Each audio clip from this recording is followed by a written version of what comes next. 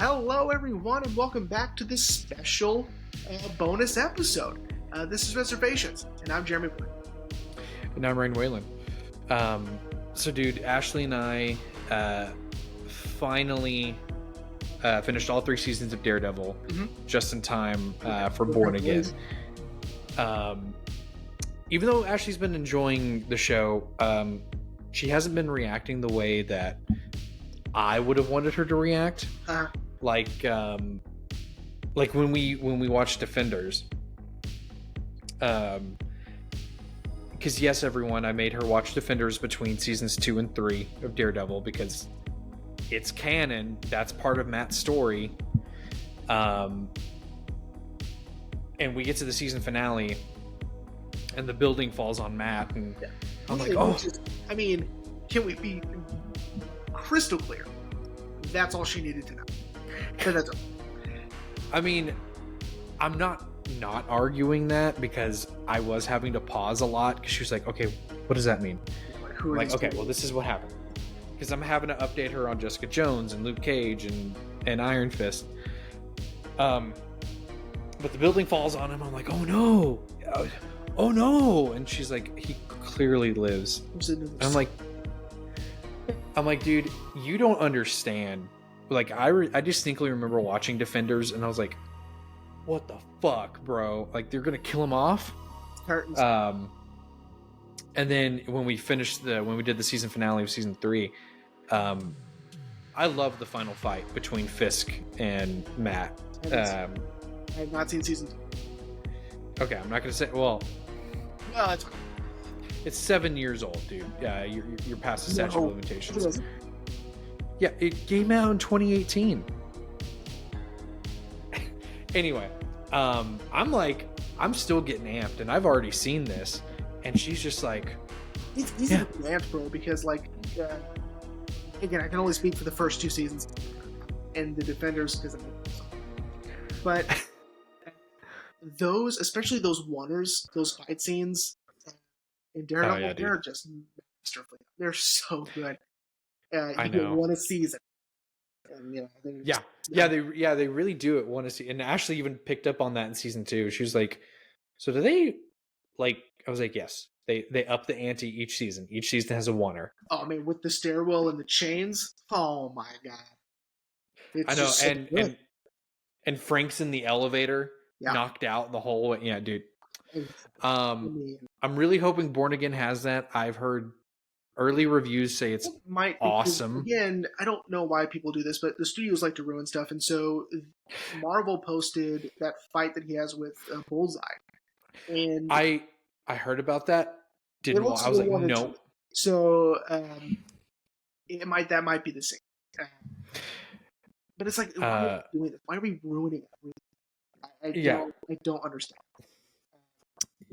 Yeah, like we were talking about off mic with the announcement of Matthew Lillard coming back as Stu for Scream 7. Like, don't get me wrong, I'm excited, but I wish they would have kept that a secret. That's a keeper to yourself, because I want to go to a movie and be shocked. Now, I like we also talked about they're trying to drum up some hype, especially after the controversy of that firing and then people leaving and all of that for Scream, what is this, 8? No, 7. No. Yes, 8? 7. Because 5... No, this might be 8.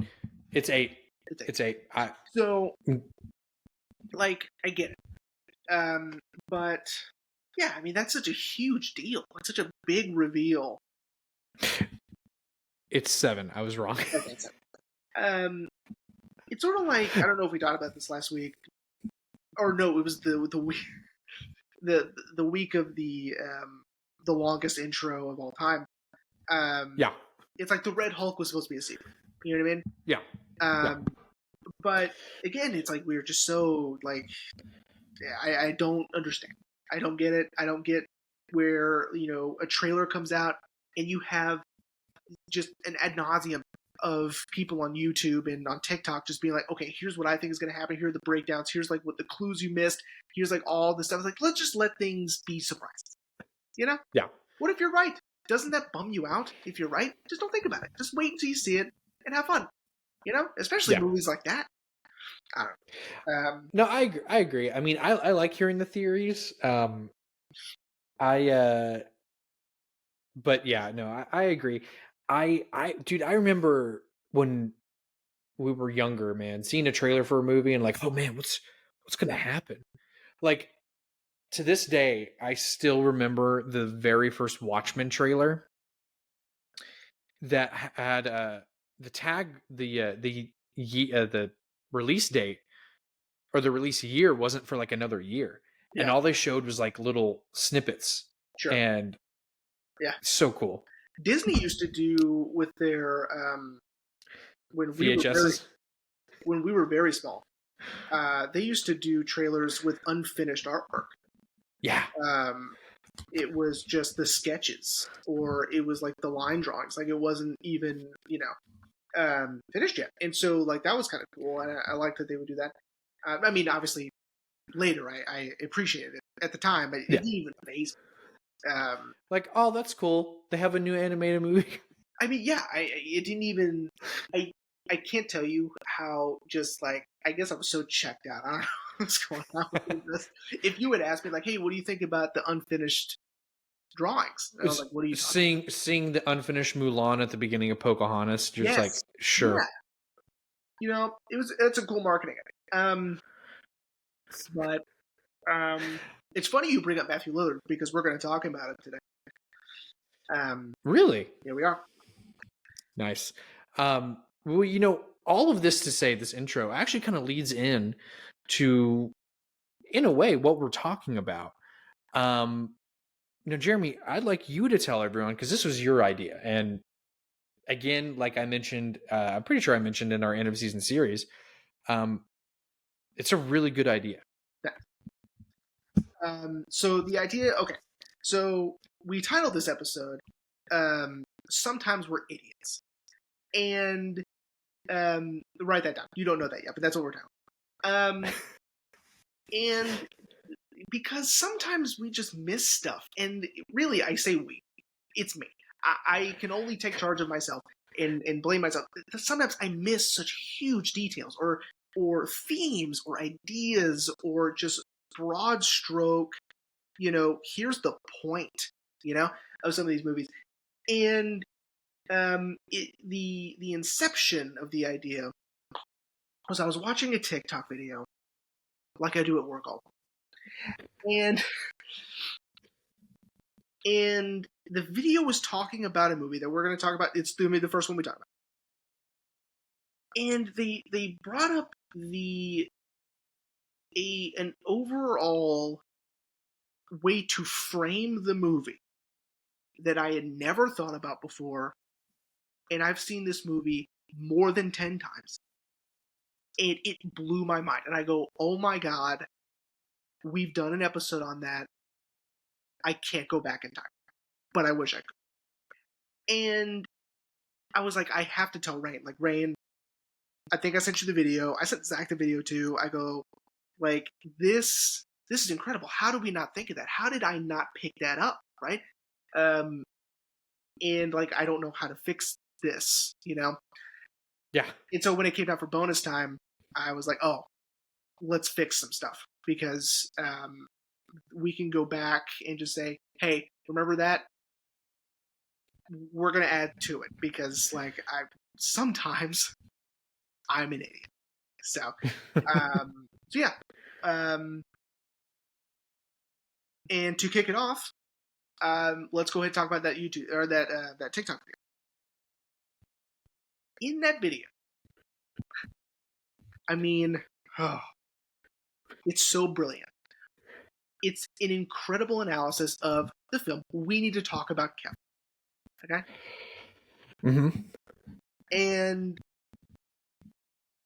in this video, he was saying that the entire film is through the perspective of Ava Kachadorian, right? Mm-hmm. She abuses Kevin. The entire film is a movie where you're watching a film about child abuse from the perspective of the abuser. And it got me thinking, and it gave examples. And I couldn't believe it. I was like, that's so good. Because when you think about the film and the way that it's presented and the way that Ava, I think it's Ava, I've said it 3 times already and I wasn't even sure. Keep going. I'll look it up for you. Thank you. The way she treats Kevin, and and of course we brought up, I'm sure we brought up, that she never wanted children in the first place, that it was going to ruin her life, and it was ruining her aspirations of life. It was ruining her dreams of travel and of exploration and adventure, right? And so she always held that contempt and resentment for Kevin. Was it Ava? It's Ava. Good. However, she takes it out on him. And the way the film is structured and the way that we're jumping back and forth through present day and then through memory is something foreboding and terrible happened, and Kevin is to blame. It is his fault. Something he did, right? And we don't find out until way later exactly what it was, but we know he did something horrible. And people are blaming Ava for it. But once you start to think, all of her actions, all of her interactions with Kevin, she is abusing him. Not just emotionally, but also physically. She breaks his arm. Mm-hmm. And in the moment, and of course, every time I watch the movie, I'm like, it's an accident. She is angry. But again, I'm seeing it the way that, of course, Ramsey wants me to see it, which is through Ava's memory, and in her memory, it's his fault. He is antagonizing her. He is, even though he is a literal child. Yeah. Not much older than a toddler. And, and the movie, it completely tricked me, because I'm like, yeah, he is, being sort of a sociopath. Am I right? Wrong. Absolutely wrong. I cannot believe we missed that. I can't believe I missed that. So what you're saying is the film was trying to present us Kevin as sort of like that episode of Law and Order where that child is trying to ruin Kevin McLaughlin and he just ultimately has to shoot him in the courthouse. Yeah. Yeah. It's so brilliant. It gives another layer to the film, which is also, just in and of itself brilliant. But when you're thinking about the film is told mostly through her memory, and we talked about how I have a little fun little JR theory, that the reason he, as a teenager, is wearing the same T-shirts as a child is because she can't remember what he was wearing. But I know that that's not true. But because they don't fit right. Yeah. But I like it, again, because it's all in her memory. And of course she's going to remember him as this sadistic, evil presence. Yeah. Right. And I'm glad. So, okay. So first of all, when you told me that blew my mind too. Right. Because I was like, wait. Because I agree, because Lynn Ramsey, the expert filmmaker that she is, I agree. She also wanted us to see it as this is all Kevin's fault. Right. But then it also got me thinking about memory too, which is, our memory as human beings is subjective, and the older we get and as time passes on, the memory changes, and it becomes more not skewed necessarily, but details change, and maybe you see yourself in a different light. And so when you said that, when you told me that Ava actually is this neglectful, abusive mother, I was like, hang on, let me replay the movie in my head. Yeah. Because I'm never going to forget the movie. I didn't need to rewatch it. I was like, it's like, you know what? It adds up, you know? Yeah. It adds up that through her subjective memory, Kevin is a sadistic, antagonizing little shit. Correct. That it's his fault, you know? And I was like, dude, that's so good. Yeah. Yeah. Because, like, again, we're, every interaction she has with him is, negative, basically. And in that, he seems to always be pushing up against her, but really it's more of retaliation because she is so is so resentful of him in that I mean, it shows. She's not hiding it from anybody. She's not hiding it at all. She's absent. She's emotionally distant. She's mean. And again, she physically abuses him at times as well. And then that had me thinking about the scene where they go mini golfing, and she's really sweet to him all day. And again, in her mind, she goes, "Well, I was nice to him that one time, and then it backfired. It didn't work because he was still so mean, you know." But the thing is, from his perspective, why is she being nice to him? What does she want? What is she planning? What is she doing? Right? And at this point, his sister had been born, and she is so sweet and so supportive and so motherly to the daughter. And I forgot her name. But of course, he's going to feel that pain and that anger towards her for that reason also. And of course, the movie paints it to where, well, of course, she's nice to the little girl. The little girl's not a psychopath. But the little girl's not a psychopath because she loved and cared for this little girl immediately. Yeah. Another thing it got me thinking about is the nature versus nurture argument. And I think I know I don't outright say it in our episode on the film.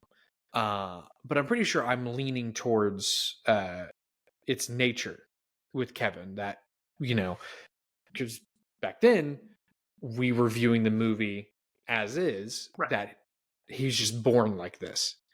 It's in his nature.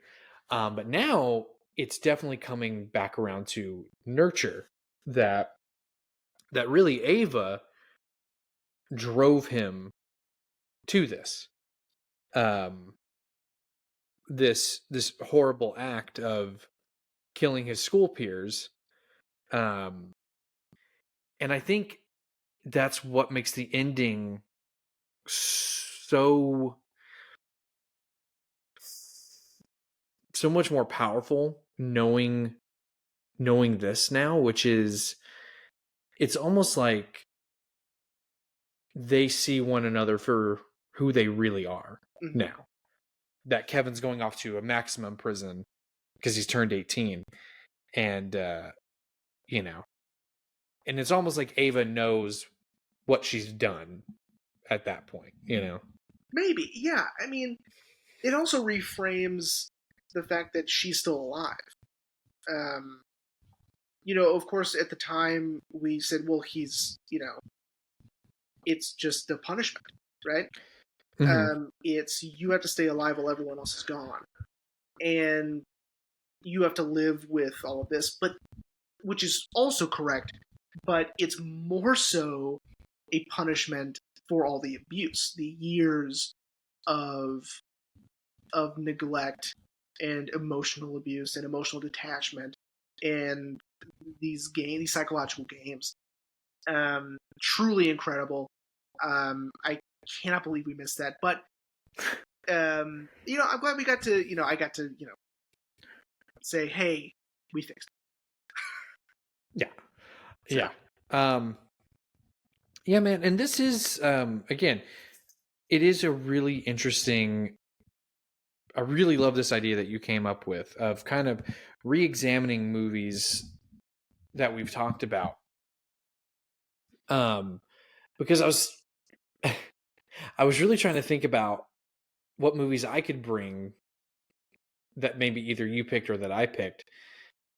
And that kind of sent me down a rabbit hole of like other movies that have these sort of subtle clues in them that give you the answers before they spell it out for you, you know? Like hopefully you don't judge me. But like Coco was one of them that I came across. I was like, oh yeah. Of course I figured it out pretty early on, but you know that Hector is Miguel's true grandfather. Sure. But he thinks it's that rat bastard Ernesto de la Cruz. But you know, because the hint that Disney gives everyone is the guitar has one gold tooth. Yeah. And when we first meet Hector, he has a gold tooth. I mean, it's anyway. Did we do that? Did we do that episode? No. Oh, okay. I'm just bringing it up because it's like I said, this whole idea kind of sent me spiraling, and I was like, man, what other movies have I seen that also have these things? But there is one that you wanted me to talk about, and it's only fair. I agreed to it because it is only fair. I even told Ashley, I was like, I do feel a little guilty that I never finished it. And she was like, yeah, you probably should finish it. And that's Hereditary. For those of you who don't know, way back in season, 4? Or 3. It was 3. It was 3 because that's when we did our Parasite poster or Parasite logo. Because that was when we were still doing audio. All the way back in season 3, you wanted to do Hereditary. I had known who Ari Aster was by that point. And I was just like, man, I really don't want to do this movie. But I was like, but this is what we do. We pick a movie, we watch it, we talk about it. And I couldn't finish it, man. Like, and I say in the episode, I openly admit I'd never finished the movie. And I'm sure I explained it more in our Beau is Afraid episode. It's just how you feel about Wes Anderson is how I feel about Ari Aster. Sure. Pretentious bullshit. It's a fucking horror movie. Just say it's a horror movie. All right. But it was only fair for me to finish Hereditary. But I also told you I'm not rewatching the whole movie. I'm picking up right where I left off. You did not get and I remember where I left off. Charlie had just died. And you know, even though I'm going to be honest, I'd seen so many videos before and after we had done the original episode, I knew a lot of the symbolism and the clues that Ari was leaving. Now, I'm sure there's a lot that people still haven't caught up on. They're like, even just like a few weeks ago, I learned something new about it. I mean, it's incredible. But anyway, yeah. But rewatching or finishing it, I should say, not rewatching it, because I'm definitely never going to watch it again. Never? Nah, never. Beau is Afraid, maybe. Hereditary, never. It's just because there's not enough time for this bonus episode. But there were things, finishing it, I was like, okay, there were some things I liked. Like, truly the horror element of the movie, which is a fucking horror movie. It's not a family drama. It's a horror movie. Like Toni Collette is fucking terrifying. You can't. I mean, how did she not win every Oscar that year? Give her the editing Oscar. I don't give a shit. Give her something. She's incredible. You know? Yeah, dude, and the fucking piano wire, the sound mix. Oh, Jesus Christ. But you know, finally finishing the movie, I see what Ari was trying to do, which is lay out these clues, these mysteries, like a puzzle box. I'm not going to give him full Lynch credit, but very Lynchian of leaving breadcrumbs for people to be like, okay, the grandmother has kind of set this all up. Like, this has all been one master plan to, summon this king of hell, and use Charlie. Although, I will say, the plan is kind of confusing. Sure. That Charlie's soul has to inhabit her brother. Yes, because it has to be a male host. Okay, so, which is why. So there's a lot of really interesting dialogue that Ari Aster has made it very natural sounding. It doesn't really sound like exposition or sound like a clue. But there's little things here and there in the beginning. I forgot if it was Annie or if it was Charlie who said that their grandmother wanted her to be a boy, right? And always treated her as such. I think it was Annie, right? And of course took charge of Charlie, right? She wanted to breastfeed Charlie. She wanted to mother Charlie. And of course it was all a part of this plan, right? And I just saw a video the other day. Oh my God, it was just so cool that I just never noticed. So during the big climactic, chaotic scene of Peter, right? Of Peter sort of trying to escape his mother in the house. Mm-hmm.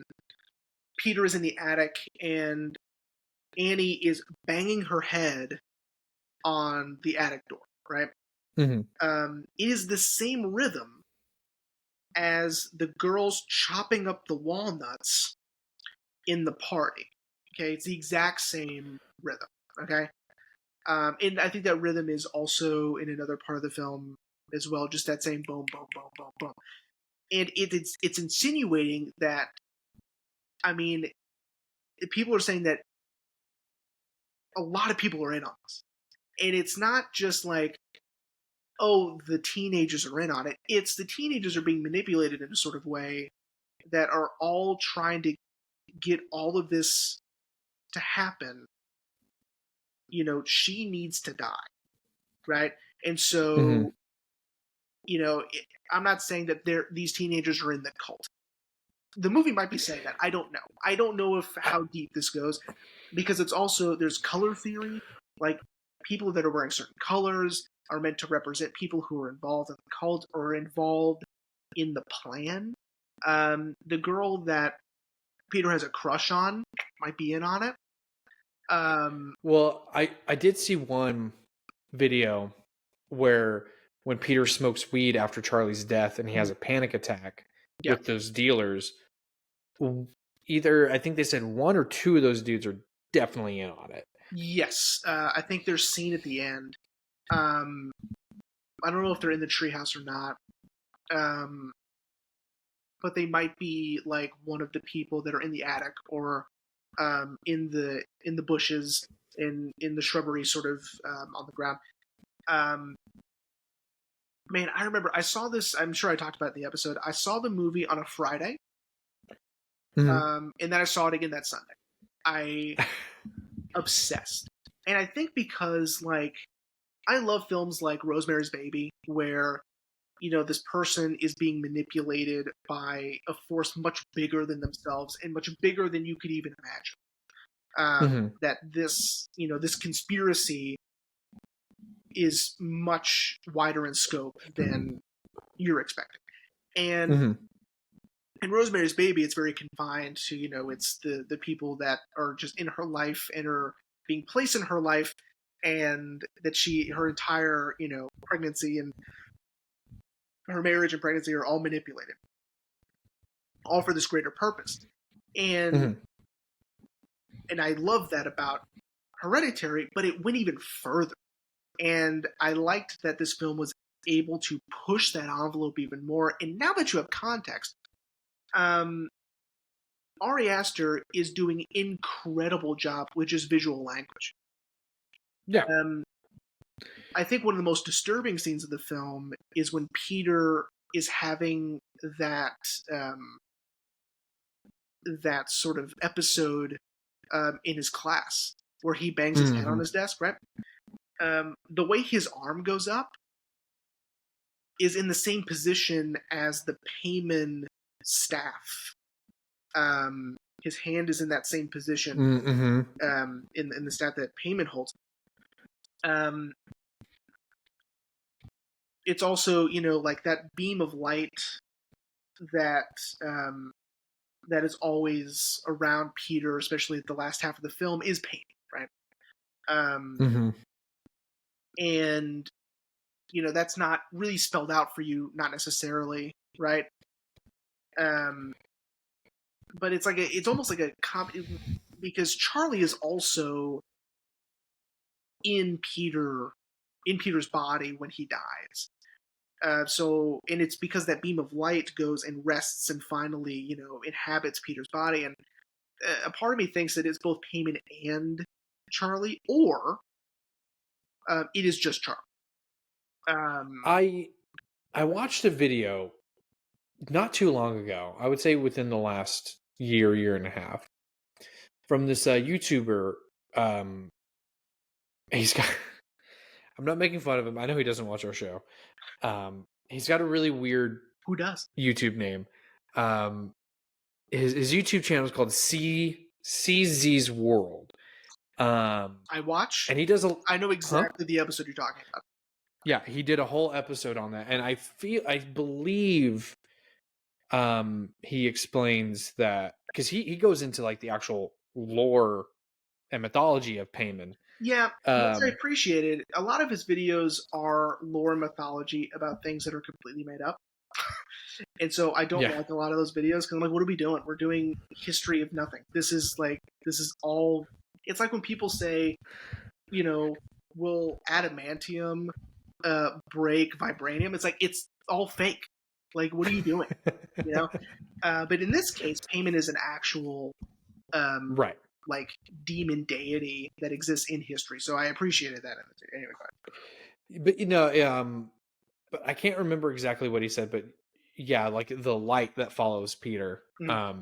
Yes, it is Payman. Okay. Or if I think that's what he said. Well, but again, it's also Charlie because he clicks, right?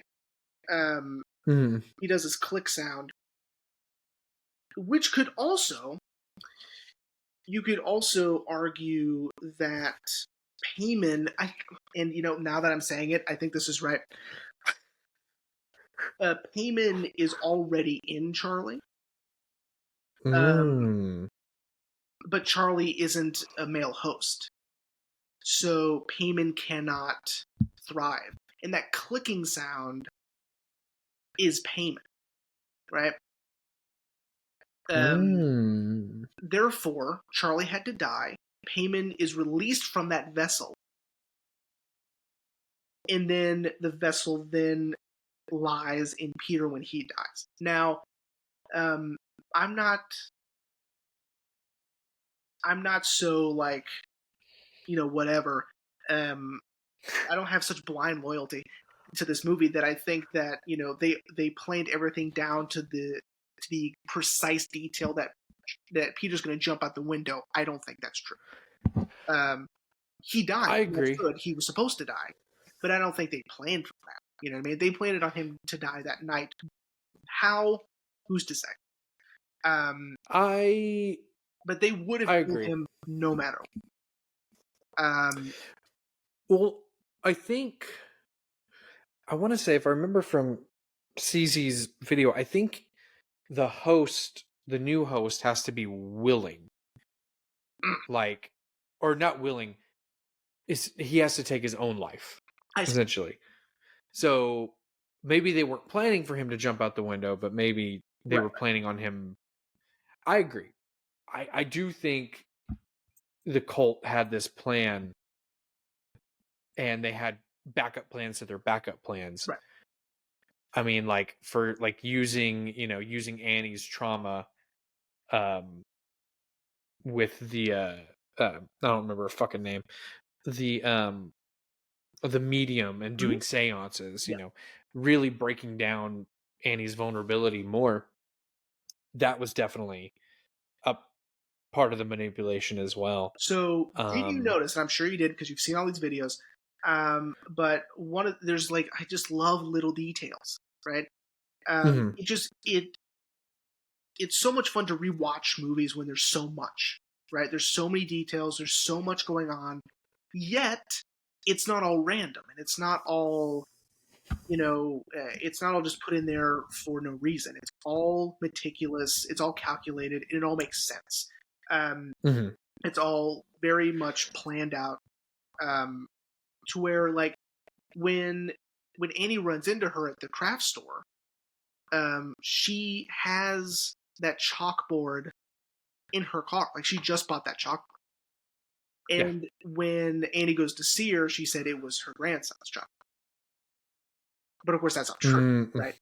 Mm-hmm. But there's a little detail that you're not noticing at first, um, that rewards you for rewatching. You'd be like, "Oh my god!" Like, we knew she was sketchy, but we didn't know how. And from the very beginning, I mean, it's pretty obvious. Yeah. And Ann Dowd, holy Jesus, one of my favorite character actors working ever.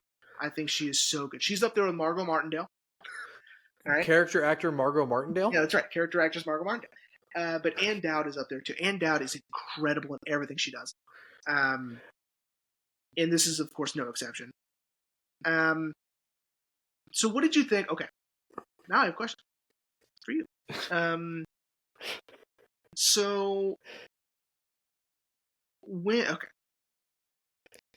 obviously I got the most excited and the most joy, which is weird to say, but when something is truly good and really going for it and is going to pay off in a major way, I get very excited, no matter what it is. It could be, like this.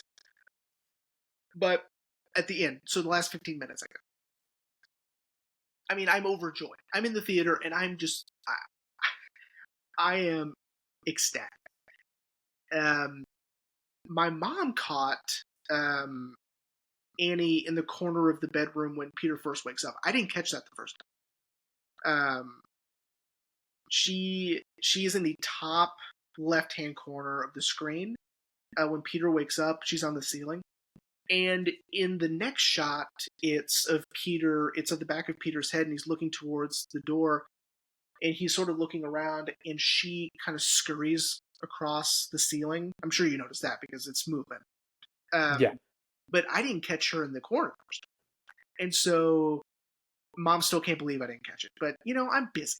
I'm looking at Peter, okay? The second time, that Sunday I watched it, I mean, my heart dropped. It freaked me out because I didn't catch it the first time, right? Right. But that whole sequence of, it slowly just builds and builds and builds. And, of course, the payoff is the treehouse. And, this is one of those scenarios where, the bad guy wins, which is devastating. Yeah. Yeah. But in a horror setting, it's exhilarating because it's like, oh man, like, this is truly horrifying. This is scary. Yeah. This is worst case scenario. Yeah, there was no final girl. No, and no one got away from this. No, they succeed, and the music is so foreboding and creepy. And then he ends it with Both Sides Now with it's the Judy Collins version. That I thought just fit beautifully, and I thought it was so good, and it gave me chills when the movie ended. I was like, "Whoa," Well, and doesn't he do the same thing with Midsummer? Like, doesn't he end it with a song that doesn't fit with what we just saw? I'm trying to remember Midsummer's song that he did for the credits. I think maybe. Yeah, I don't know. I don't remember. So, it's been about 2 years since I've seen either of these. So, So if I didn't mention it in our Beau is Afraid episode, man, like, I'm not saying that Ari Aster is a bad director or a bad filmmaker. I mean, I did like a lot of the things in Beau is Afraid. I like the surrealism, you know. I like that this movie is what it actually is, of a dark comedy.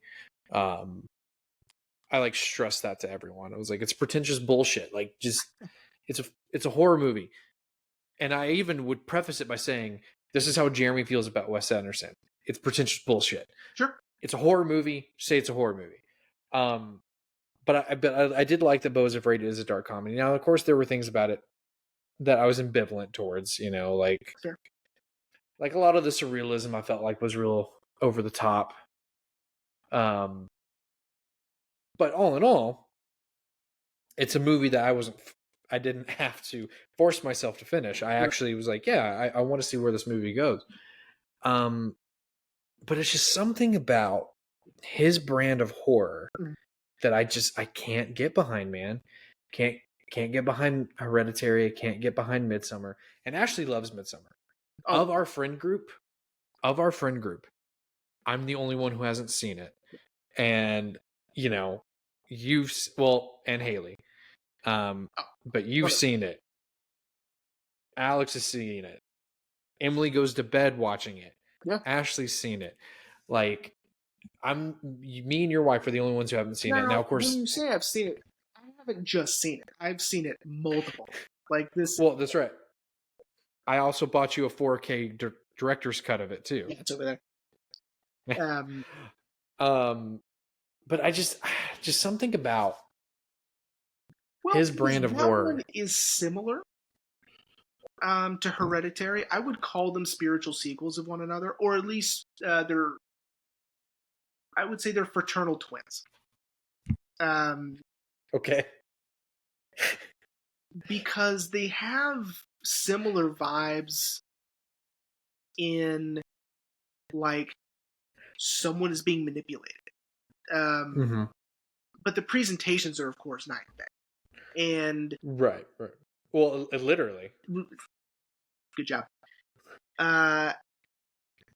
And both have these details and, you know, these aspects that, you know, you can just take a huge dive into, and, you know, it's very rewarding.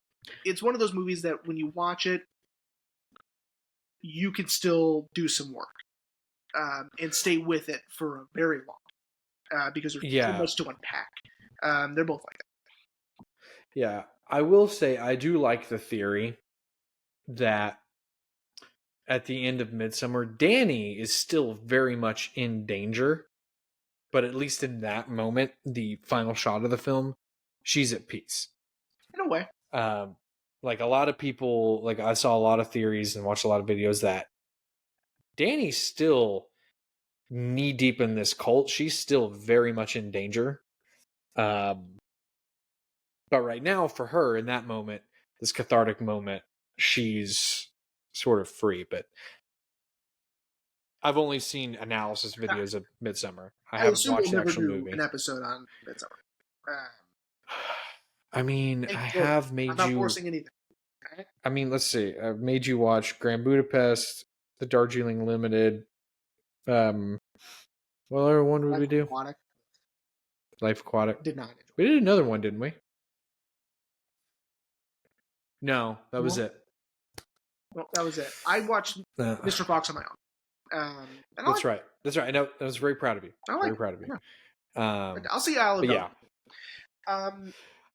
Well, so I had another movie. Okay. Moving on from Hereditary. Now this one wasn't one that I was like, oh man, I found a new thing. This one I just wanted to bring up because there is so much interpretation, clues. There's so much, and I know we talked about it in the episode, but I still want to talk about it because I really dug this movie, and I want to understand it all. I mean, that's Under the Silver Lake. Oh my god! I mean, I have I don't think I have anything else to say about Under the Silver Lake. Yeah, I mean, I know we talked about it in the episode that there's a lot that we missed. There's a lot we don't understand because, you know, what we were being presented with is this surreal neo-noir dark comedy about, you know, famous people living underground and, you know, being the new pharaohs of the end of the world, and, you know, but I've been thinking about that movie more recently because, again, we both love Andrew Garfield, and I watched him talk about that movie recently, and, you know, he really loved doing that movie.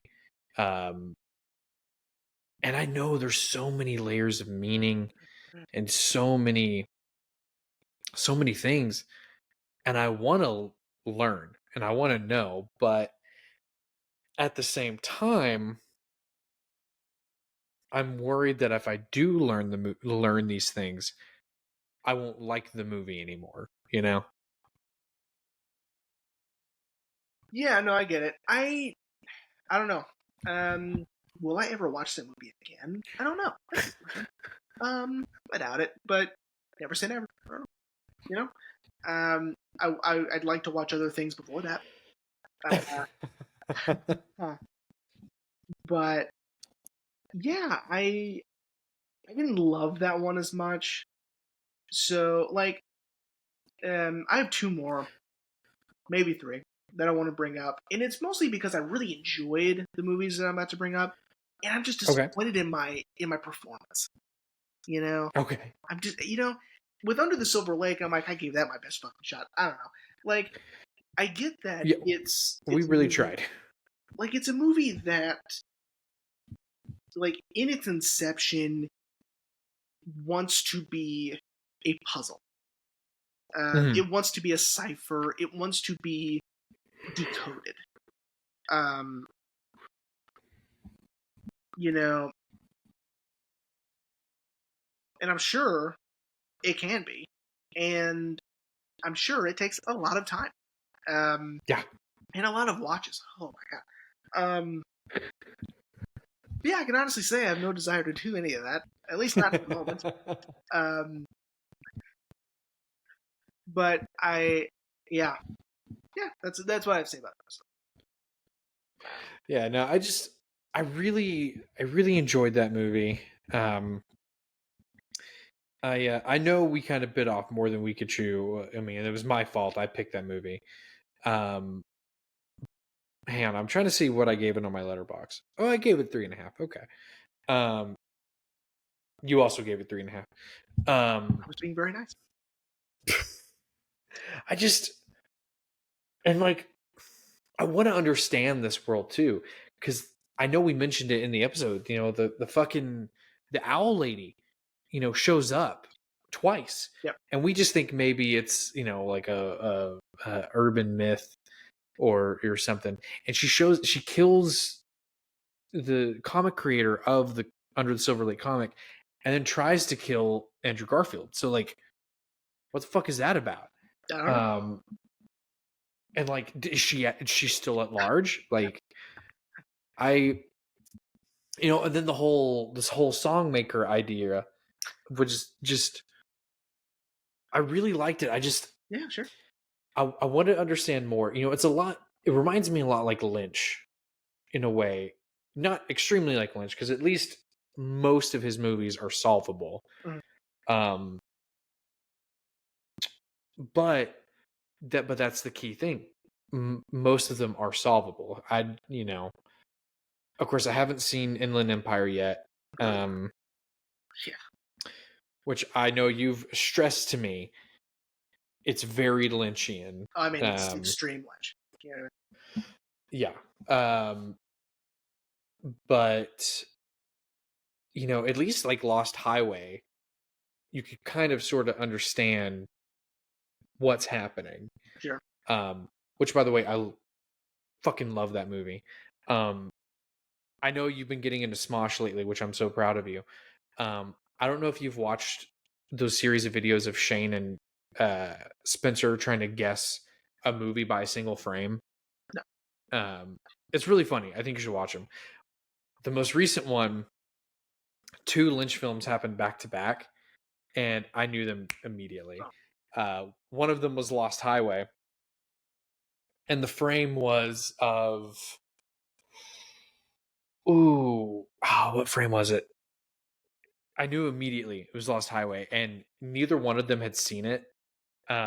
Spencer knew it was Lost Highway, but he was like, I've never seen this one. I was like, you've never seen Lost Highway?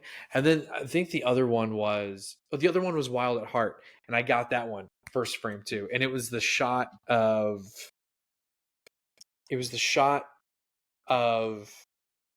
when Laura Dern is picking up Nicolas Cage from prison. Oh, okay, gotcha. And I knew immediately. I was like, that's Wild at Heart. But yeah.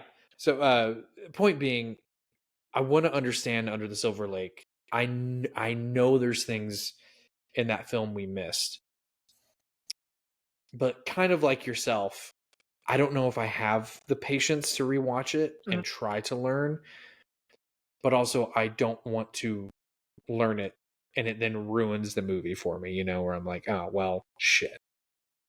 No, I get it. Yeah. So what was the other one you want to talk about? I got 2 more. Okay. This first one, I'll save the most disappointed for last. This one, okay. I'm a little disappointed only because I should have done way more research, and I was so fixated on how the movie made me feel, and how the movie was represented, and how it looked. Was Hour of the Wolf. Okay. I loved it, right?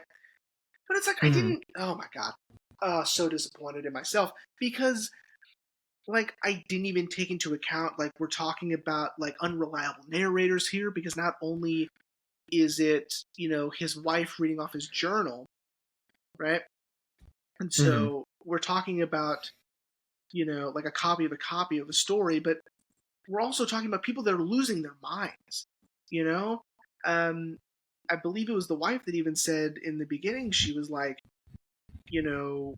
after a while, a couple starts to talk alike, they start even to look alike, they start to become very similar. And then, if you start to think about it, like, they're on this island, this artist is sort of losing his grip on who he is, and he's trying to figure out, like, who am I? What am I doing? Like, what is even my art, right? It's what I've dedicated my life to, and now I don't even know what it is and what I'm doing and, like, how to move forward. And then you have his wife, and they spend so much time together, and it's almost like a Folie à Deux situation where they're both going insane at the same time. And Joker 2? I honestly, I prefer Fall Out Boys first. Yeah, that's clearly a superior album. But, like, are these people even real? Who do they represent? These people on the island who they just so happen to meet, and then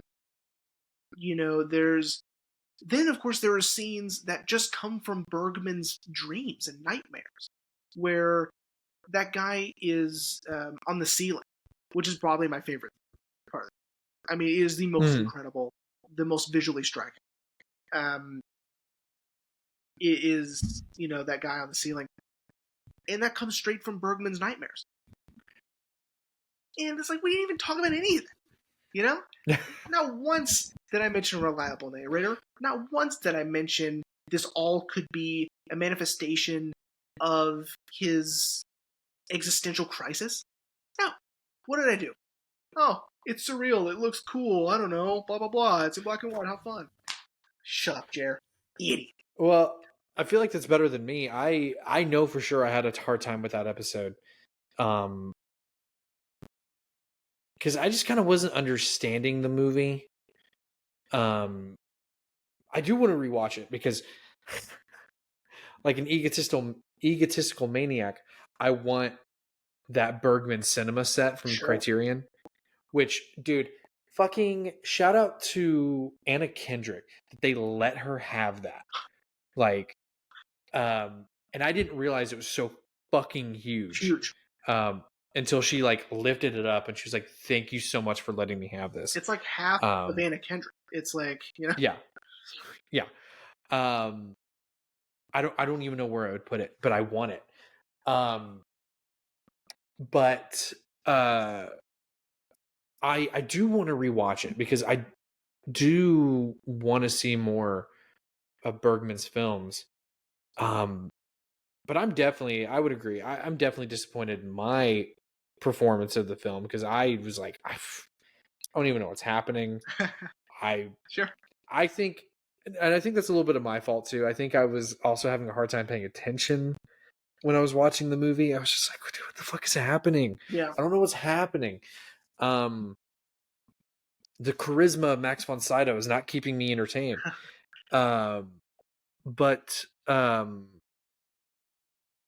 yeah, that would be one. We've talked about it off mic. That would be one I would be 100% down for a redux. Yeah, a redux episode. Getting to revisit it.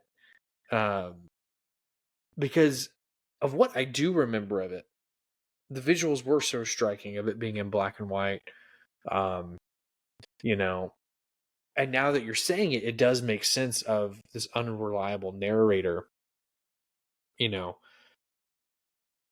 really kind of taking the audience for a ride too, because we don't know who to believe, which maybe is why I was struggling with it so much. Makes perfect sense. Yeah. I mean, yeah, it is. It's a difficult film to sort of sit with the first time around. You know, when we do these shows, we usually just watch a movie one time. Yeah.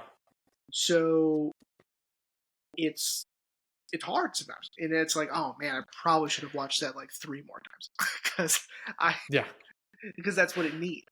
And not that that's a problem or that's the fault of the movie. It's just that's how dense and that's how sort of up for interpretation things are.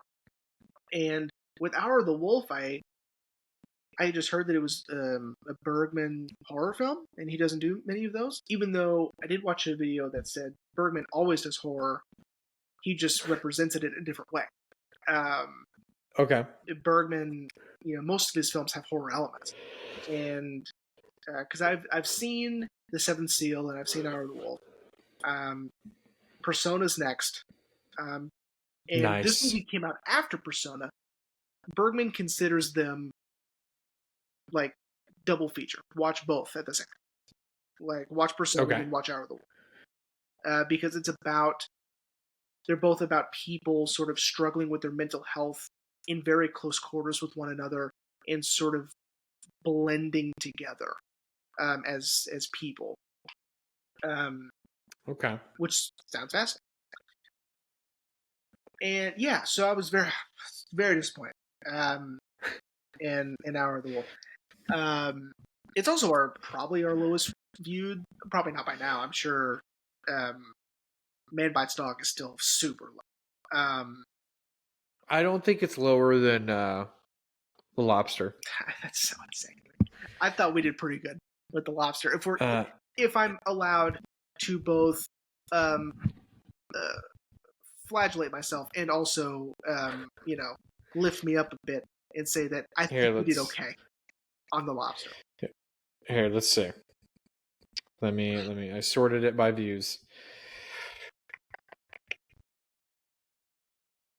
No. Oh, Safe is Safe. Yeah, Safe is the lowest. Yeah, and I thought we did a pretty good job on Safe. You know, there I go again, putting my cat of nine tails or whatever down for a second and say that I thought we did pretty good with Safe. Yeah. Here's something that and this isn't my next one, but that I just, oh my god, I'm so angry. And I'm also relatively disappointed in the episode as a whole, is our Shining episode. Yeah. I don't feel like I did a good job. There are things that we definitely didn't even touch on. There are things that I came across afterward that I was like, oh my god. You know, now Yeah. one of those being Jack looking into the camera multiple times on purpose. Um, he does this in the pantry. He looks at the camera. There's a scene where he's yelling at Wendy and he walks away in a huff, like he's storming out of the room, and he looks dead in the camera as if he's looking at someone Mm-hmm. as he's leaving. I mean, it's truly incredible stuff because by that time people sort of understand Kubrick. He doesn't just like say good enough, you know. Yeah. He would have made him do it 1,000 more times. Yeah. And it's like that's the one he picked. So it's like, what does that mean? I saw things that were like, well, the camera can also represent a ghost in the hotel, and that we are a ghost in the hotel that are watching all of this happen, and that he's just looking and he can see us, right? I don't know if I like that, but I think it's interesting. I don't like that either. I do like the theory of the ghost of the camera being sort of like a ghost, because I did watch something where him doing that steady cam on Danny's big wheel is sort of like this omnipresent something is watching these people. Yeah. And I will say I agree. We've talked about it a lot of redoing our Shining episode. I wouldn't say it's not our best work necessarily. No, not by any. The whole idea of that episode kind of fell apart. We were supposed to have a guest. Our good friend Jazz was supposed to be on. Oh yeah. I remember that. And then you had gone out of town. Yep. Because initially it was supposed to be a 2-parter. But since we couldn't even finish part 1 because you were out of town, we just ended up combining over 2 weeks. Yeah. What was supposed to be part 1 and part 2 into one kind of what we refer to as a supersized episode. Yeah. Again, I'm not disappointed in that episode at all, but I do know that there was things we didn't talk about. I mean, I know we kind of talked about sort of the baseline stuff, like, Kubrick giving the middle finger to Stephen King, really just using the Shining story as a jumping off point and telling the horror story he wanted to tell. I know we talked about that, but yeah, there are so many deeper layers of meaning that I know we didn't touch on for The Shining, and maybe the day will come when we will finally redo the episode properly. Maybe, yeah, because I don't know, it just bothers me, that I'm like, if anyone ever listened to that, I would be embarrassed. But not even half of embarrassed. Okay, here's the big one. Okay. Anytime I think about we did this episode, I think, oh, it's so bad. I did so bad. No. And I promised you in the beginning of the episode, we're talking about SLC Punk real quick. Oh no! I am That's devastated right. in my performance because here's what I missed. Here's what I didn't talk about at all. Okay? Oh man. Okay, so hang on, let me make sure I get this right. Because so Steve-O's whole journey through the film, right? He starts off the film as an advocate for the punk lifestyle, and he breaks it all down for us. Like, here's what it means. Here's here's what we do. Here's what we believe. Here, it's not just the clothes and the hair and whatever. It's the attitude. It's like it's the action. It's what you do. It's all of this, right?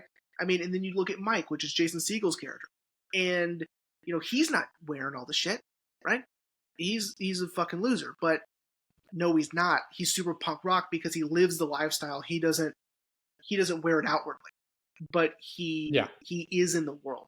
However, by the end of the movie, Steve-O's journey brings him to a point where, his dad was sort of right in that, what Steve-O believed to be Punk, he was just posing.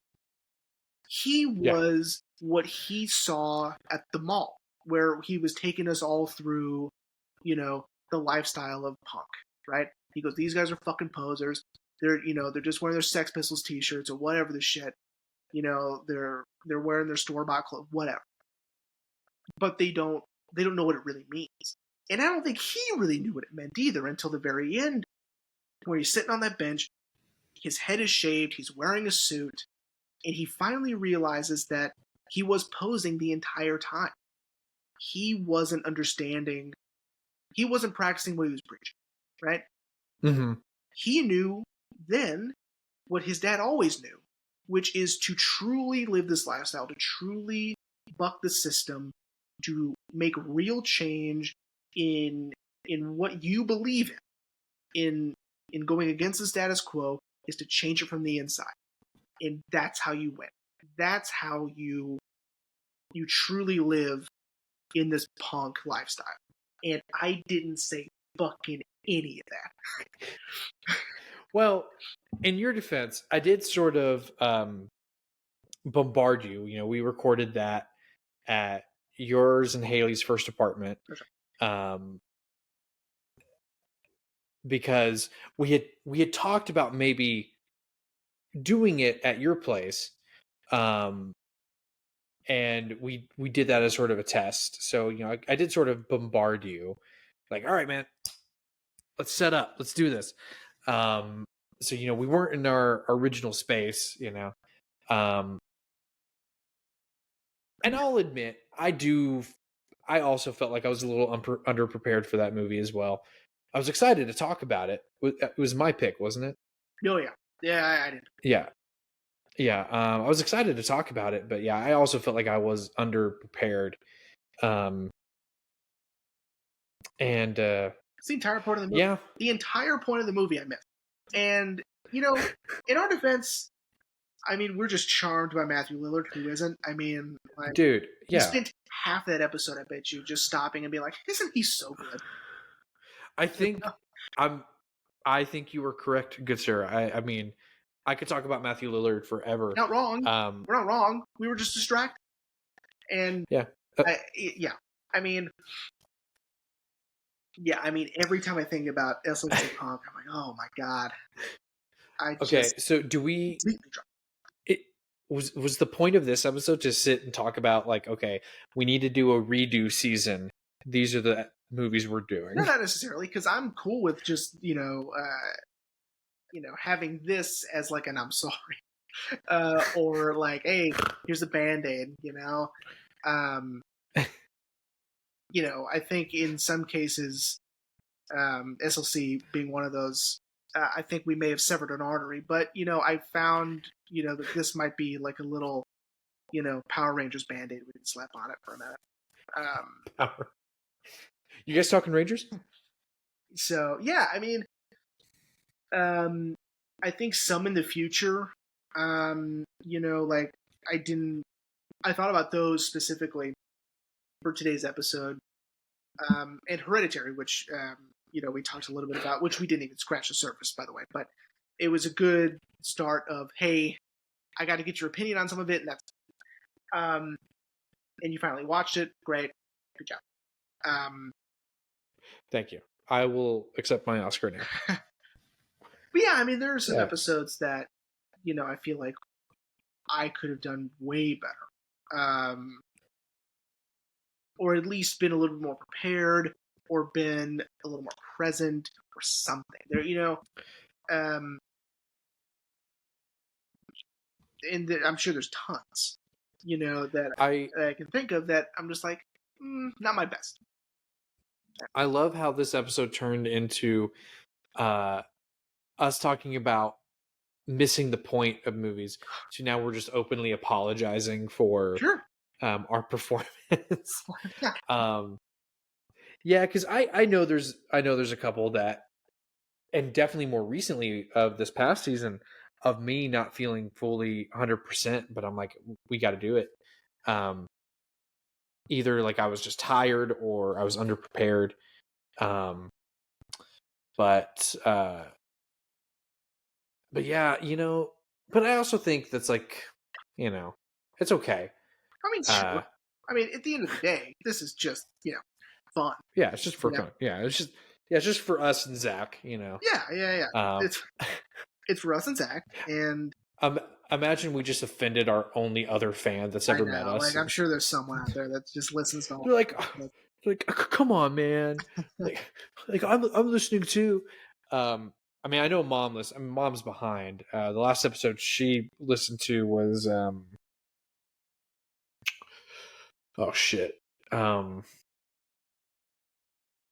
don't remember which one. She said she hadn't listened to the rest of the season, and I'd been asking her. I'm like, have you heard it yet? She was like, no, sorry. The last episode I distinctly remember her listening to was Safe, and that was interesting. She was the other one. Yeah. Well, she left a comment on Spotify. Oh, nice. Yeah. I've never looked at the Spotify. Yeah, I'm looking right now just to see if I can see any more before we wrap up, because, like, sorry, I saw it, and yeah, we'll have to completely redo Mirror. I mean, really, Tarkovsky's Mirror. Yeah. I think I said it in the episode. I was really proud of what we accomplished with Mirror.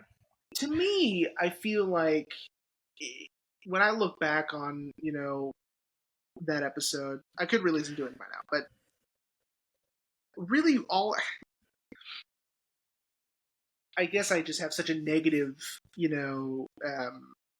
review of myself and my performances usually, which is, that's accurate. But when I think back about Mirror, it's like all I can remember is me just be like, the movie's called Mirror.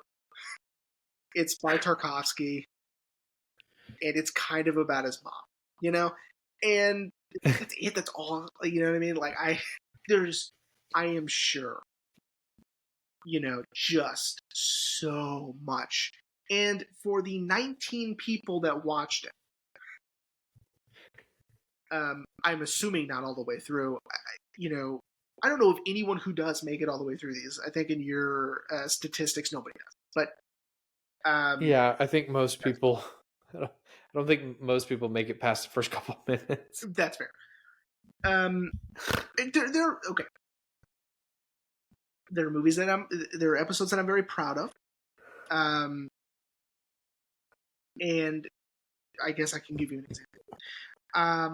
I was gonna say our No Country for Old Men episode. I was pretty proud of that.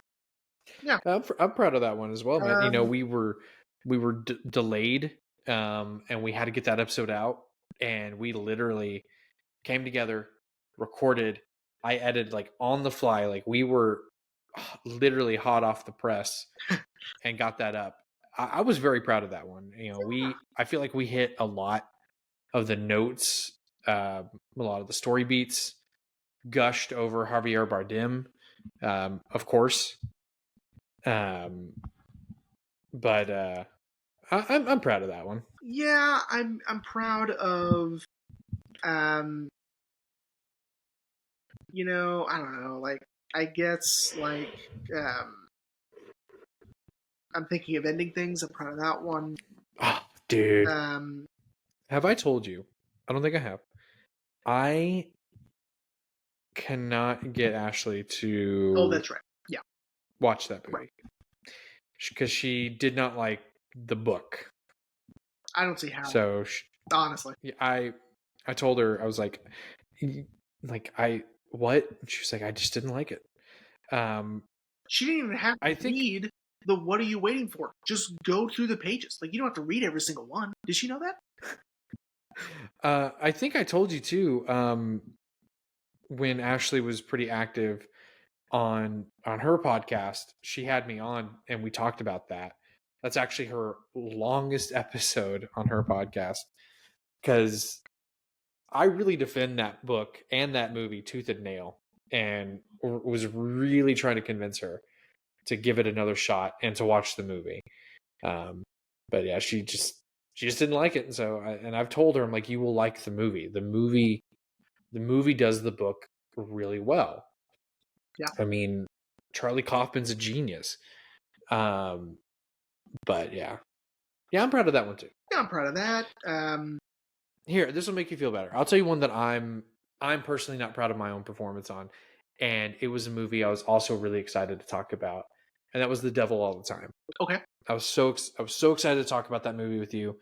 It didn't really fit into the strange film category that we were trying to do, but I really wanted to talk about it. Mm-hmm. And looking back, I'm not impressed with my performance. I felt like I was really all over the place with the story, with the visuals, with the actors. Yeah. So does that make you feel a little better? Sure. No, it does. Yeah, some of these are just like blah, you know. Some of them are just blah, and that's okay. I feel like I feel better now that I got some of this. You know, I'm like, wait, I promise I do know this stuff. Just like, you know, sometimes it just takes years for me to circle back and, you know. Yeah. So that was this was my attempt at some I don't know, some sort of reparation for my transgressions. So that this way no one can be like, do you even know movies, bro? Yeah. Yeah. One more thing I'll say, and then we can wrap up. There's a customer that I see a lot that we're on a first name basis, and she'll ask me about movies I've seen, and I will say, talking with her, I get really excited because I'll talk about movies that she's never heard of. Like, I talked to her about Sing Sing today, and she was like, what is this? I was like, oh my God, Sing Sing. I'm like, I've never seen it. I can't wait to see it. And she was like, okay, like, yeah, I'll check it out. Although I feel like I'm not doing a good job of showcasing how much I love film. Because she goes, oh, by the way, based on your recommendation, I watched Sonic 2 and I really liked it. And nice. I was like, I mean, that's great. I'm glad you liked it because I like it. And Sonic 3 was also great, but I was kind of hoping maybe you'd go see Nosferatu. But yeah. Well, with that being said, buddy, are you ready to wrap up? Yeah. So yeah, sometimes I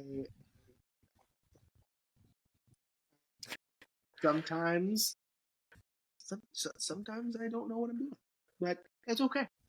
And sometimes you can fix it, and maybe I didn't. Yeah. And probably not the last time we'll do this, because I'm sure as soon as we're done, I'm gonna think of another one, and it's gonna drive me crazy, and I'm gonna want to fix it. There is nothing I hate more than a misunderstanding, or thinking that I may have told someone the wrong information. Okay.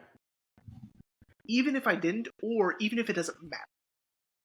If I think I may have told someone the wrong information, it will eat me alive. Because what if they find out it's wrong, and then, oh no, what do they think about me, and blah blah blah, or what if they think it's right, and then they tell other people that, and then they're like, no, that's wrong, blah blah blah. It's just, I can't even tell you. I think I might. I think I should go to therapy. Yeah. I mean, I've always been told everyone can benefit from a little therapy. Yeah, no, I used to go, but that's when college was paying for it. So. Yeah, man, I agree, you know. I mean, I think it's okay if we don't pick up on everything, you know. It's not the end of the world. No, it's not. We are also self-trained film buffs, so you know, we're not going to hit everything. No. You know, That's it. I mean, we haven't even won Oscars yet. I just want to do my best, and you know, even though this is just for funsies, and you know, like we enjoy doing it, and it's just a goof, I want it to be good. So, I think that it's only fair that, you know, if someone accidentally stumbles upon our show, that it should be good. Well, let me tell you this, buddy. I'm proud of you, and I think you are doing a good job. Thank you. I am proud of you too. I'm not gonna cry now. I'm not gonna cry on camera. But I am very much looking forward to next season. So am I. I think next season is gonna be great. Yep. I think I may have a few ideas of what I want to do. I'm not sure yet. Yeah, I think I've officially decided that I'm not gonna go in chronological order. That's probably of the films, because I did say in our end of season series, the season finale, that I'm exclusively picking pretty much all my criterions. Yeah. But I didn't know if I wanted to go in chronological order or mix it up or reverse chronological order. But today I was thinking about it and I was like, you know what? No, we'll just mix it up. Just pick a number between 1 and 1. Yeah. And there we go. Yeah, sure. Yeah. Yeah, man. You know, this was a fun episode. I told everyone, I was like, you know, we'll usually do a bonus episode just for fun, you know, not really have an agenda, just talk about movies, kind of reminiscent of season 1. Yeah, man, this was a good one, man. Yeah. Even though it ultimately ended up in us apologizing. Most interactions I have end up with me apologizing, so don't worry about that. Well, everyone, we hope you enjoyed this bonus episode. And, you know, let's try to get some engagement. You know, let us know what movies you missed the point of or something like that. Yeah. I know Zach will let you know. Zach will. But with that being said, everyone, again, we hope you enjoyed this episode. And we'll see you in a few weeks for season 11.